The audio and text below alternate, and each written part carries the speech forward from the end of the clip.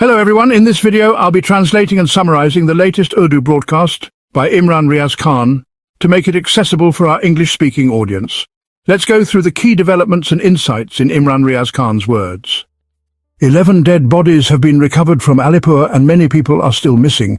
It's hard to comprehend. This is such a massive disaster. The way the water has arrived here, there was no planning from the government, and now we are seeing the consequences. Surprisingly, the intensity of the water coming from India has decreased, but the people working in the flood-affected areas claim and even share videos that the water level here is actually rising. Now, whether the water is flowing back or if there's a lack of planning, we are unsure about the technical reasons, but the water level is increasing rather than decreasing. This is an astonishing situation. Now, certain barriers will need to be constructed. These barriers must be built, because if they are not, the rising water could stay here for a long time. God forbid.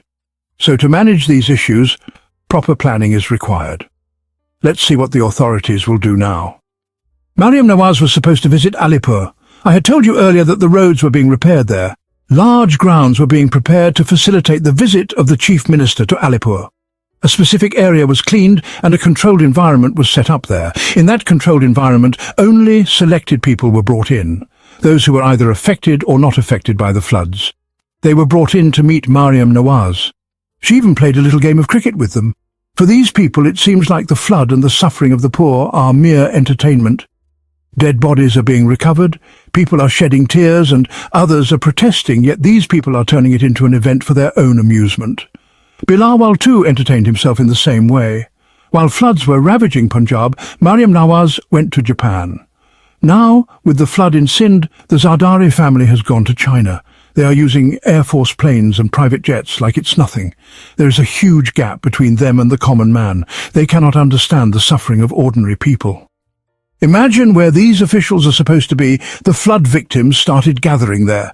The affected people said, "All right, the Chief Minister is coming. Let's share our problems with him and ask what has been done to save us." The people who are directly affected know best how to overcome their difficulties. They reached the place where the Chief Minister was supposed to visit. When they arrived, the police used force against them. People even shared videos showing that the police were mistreating them, harassing their women, pushing them around. Not only were they devastated by the flood, but now they were being abused by the police because Mariam Nawaz was coming. One senior police officer was heard saying, "You're not getting any ration here, no help. You'll just be pushed and mistreated, and you'll be insulted." Can anyone speak to the common poor Pakistanis like this? It's completely inappropriate. The victims were complaining to the media that, instead of being rescued, they were being mistreated by the police. The media shared an odd post from the PMLN's social media. They showed a drone and claimed that it was being used for rescue operations. But, if you closely observe the drone, you'll see it's a quadcopter. It can't carry more than a few kilograms of weight, and it simply cannot be used for rescue. The Punjab government used a quadcopter, which is typically used for taking videos, not carrying people. There are different types of drones that can actually lift people, but that's not what they showed. The people aren't fools. Even children today know what drones are, how they work, and how big they are. This is not the age where you can fool people in Punjab. Now, the government claims to be using drones for rescue operations. They don't even have proper boats, and the boats they do have are either not operational or are not allowed to be used. And those that do work aren't being fueled. These are the conditions. But they claim they're rescuing people with drones. How is that possible? The government can't even get food to people with boats, yet they claim they will use drones. It's absurd. Now let's talk about some important news. Today, Imran Khan's trial in jail lasted for about 6 hours, and there have been some developments regarding it. I have news on that, and I'll share it with you. First, his sister Alima Khan came out and spoke with the media, conveying Imran Khan's message. The details of this will be available on his Twitter handle in a few hours, but first, listen to what Alima Khan said. She said that Salman Safdar has already briefed you on the legal matters, which I'll explain to you later. But she came to deliver Imran Khan's message. She said this is only Imran Khan's message. She went on to explain that Imran Khan had instructed his sisters to always mention his name when conveying his message, so that they wouldn't face any torture or harassment. She further explained that they had been instructed to deliver the message as it is, as they have been doing for the past 2 years. Alima Khan then mentioned that Imran Khan had discussed some significant points related to his case. She pointed out that when the case was dismissed today and one of the witnesses was proven to be false, the court should have concluded the case. When they asked what the punishment should be for the false witness, the answer was 60 years. But despite the false witness being exposed, the case against Imran Khan continues. Imran Khan commented that his trial is not a civil trial. It is a military trial. Few media people are allowed into the trial, and even if they ask questions, they cannot report freely. The message about his trial is conveyed through the people inside the trial. He explained that the trial is being conducted under military supervision, not civil courts. He mentioned that the laws and rights provided by the Pakistan Penal Code should apply, but Bushra Bibi and Imran Khan are not being given those rights. One of the issues is that they are being kept in separate cells. All of their meetings have been restricted. No one is allowed to meet them. Even though they have been allowed to speak to their children once in 8 months, they are denied books, unless a judge orders it. Imran Khan stated that the trial he is undergoing is not civil, but military, and it goes against the prison laws. The judge's hands are tied, and he cannot make decisions independently. He said, the trial is happening under the command of someone else, not the judge's orders. Alima Khan mentioned that Imran Khan's second point related to Afghanistan. Imran Khan discussed the ongoing operations in areas near the border. He believes that if peace is to be achieved, 3 key factors need to be involved: the Afghan government, the Afghan people, and the people in the affected regions. If these 3 parties are not involved, any operation against terrorism will fail. He criticized the actions taken by the government after Asim Munir's arrival, claiming that Afghan refugees were expelled from Pakistan, and then the government started bombing Afghanistan. Imran Khan stated that the operation should involve dialogue and not military force. He emphasized that peace comes through talks, not military action. He called on the Pakistani government to address the issues in the flood-affected areas immediately. This issue should be dealt with urgently, particularly in regions where floods have occurred. He said that if Afghanistan's central government doesn't allow someone like Ali Amin Gandapur to go there, then Mahmoud Khana Chaksai should be sent as part of a peace delegation to work out a solution. He spoke about how Pakistan's mandate was stolen and the cases filed against him. He emphasized that he would face these charges in court. I will take justice from the courts, and this is exactly what Imran Khan has always said. Then 300 cases were filed against Imran Khan. He was told to leave the country, but Imran Khan said that he would face all his cases, and for the last 3 years he has been confronting them. Imran Khan said that our party was wronged, our election was stolen, and a 2/3 majority was taken away from us. We went to the courts and the election commission, but we did not get justice. Now it has been revealed that the Commonwealth report, which was leaked, was also given to our government and the election commission. The report said that vote theft and rigging occurred in Pakistan, but nothing was done. Then the international bodies also said that the election was stolen in Pakistan, and the election commissioner Sikandar Sultan Raja did not take any action. You know, Pakistan's laws are very strict about vote theft. Vote theft in Pakistan falls under Article 6, which involves treason charges. But since the law is not being enforced in Pakistan right now, everything continues as it is. Imran Khan said that people were shot at, yet we still chose the legal path. The 26th Amendment was brought so that courts could be controlled and courts could be made a tool of the government. Despite the 26th Amendment, the judges who stand by the rule of law should be praised. Imran Khan mentioned Liaquat Chattha, who was the commissioner of Rawalpindi, and said that he was wronged. He had exposed everything about the rigging. Imran Khan once again explained that Sikandar Sultan Raja and Justice Qazi Faiz Isa were both involved. Regarding the members of parliament, Imran Khan said that right now the Asim law is in place. You should not be afraid. You should not be intimidated by the fear of one lone victory. If you bend, they will press you harder. Raise your voice for your rights, and you represent the people of Pakistan. Don't fear jail. I have been sitting in jail for 2 years myself.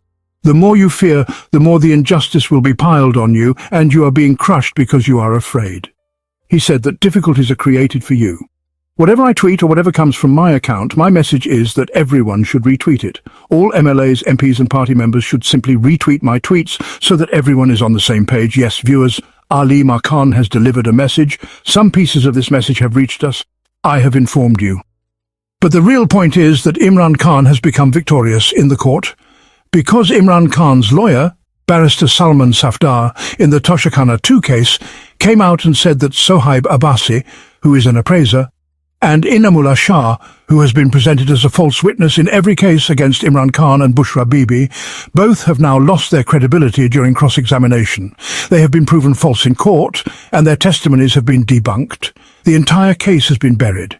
Yet the case continues to be pursued, and Ali Markan has explained this in detail.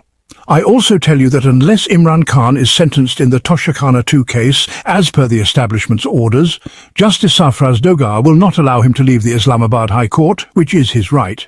He will not allow the case to proceed. The case should be dropped, particularly in the Al-Qadir University case. Therefore, the sentence will first be pronounced here, and then bail will be granted so that the court can claim that justice has been served, and the sentence will be pronounced here, saying that now we are keeping Imran Khan in jail. This is the issue, dear viewers. Gandapur also went there today with his people. 9 ministers, 2 advisors and 7 members. They went there, and instead of attacking the government or the establishment, they attacked social media. Gandapur presented a new narrative that Qazi Fayez Issa was sent home through our protest. Oh, for God's sake, you sent him home through protest, and you remember this after almost a year? How is it possible? There was a global social media campaign against Qazi Fayez Issa, and overseas Pakistanis participated in it. You couldn't even speak against him, and now you say you sent him home. When did this happen? And after a year you remember it and put it in your account. These strange stories keep coming from Aliam in Gandapur. Today another story came up. Should I break out of jail? Should I forcibly enter jail? Ali Amin Gandapur is the chief minister of a province. A chief minister of a province cannot even meet the head of his party. Is that believable?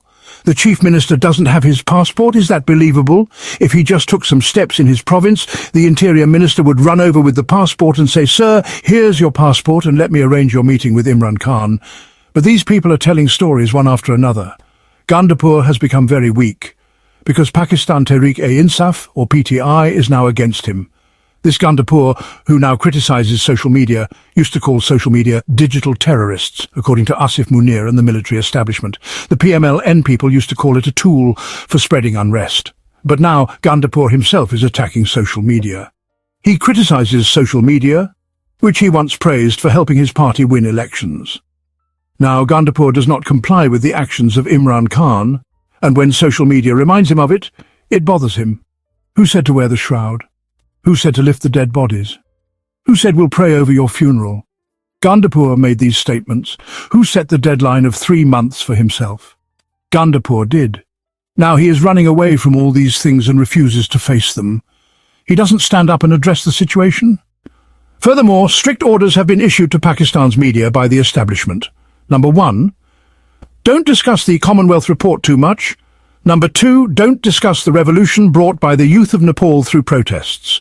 Number 3, don't discuss the mission Noor done by PTI. The establishment wants the media to remain silent about these things.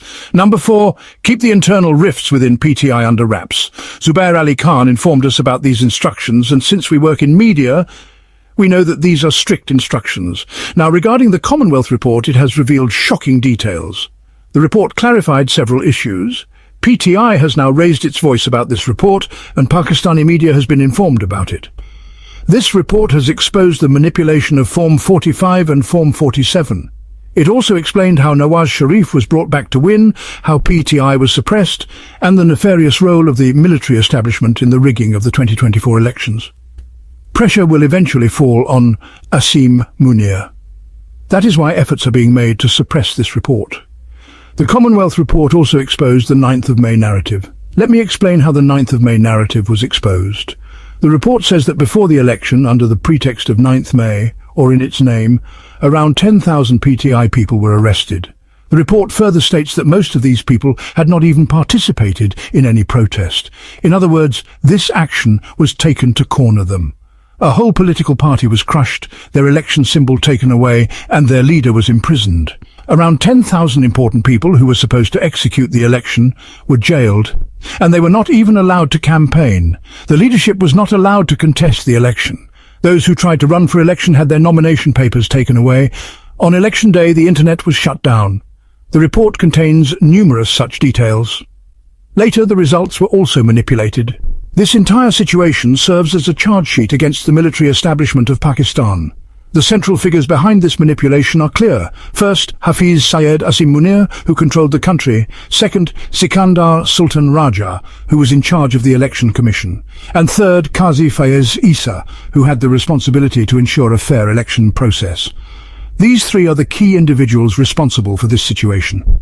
If the pressure increases or the matter advances, it will be directed at these three. Another important update is that Iman Mazari has submitted a harassment petition against Sarfraz Dogar in the Islamabad High Court and also sent a request to the Supreme Judicial Council. This is a very important development, as Sarfraz Dogar misbehaved with her and harassed her in the court.